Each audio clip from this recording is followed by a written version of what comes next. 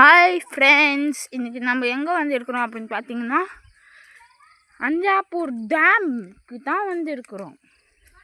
பாருங்கள் ஃப்ரெண்ட்ஸ், மான்குட்டி எல்லாம் வச்சுருக்கோம். பார்த்தீங்கன்னா கொஞ்சம் பேர் ஓடுறாங்க, கேமரா கூட எடுக்கிறாங்க. ஃப்ரெண்ட்ஸ் இங்கே குரங்க காட்டுவோம் பாரு ஃப்ரெண்ட்ஸ். ஃப்ரெண்ட்ஸ் சரி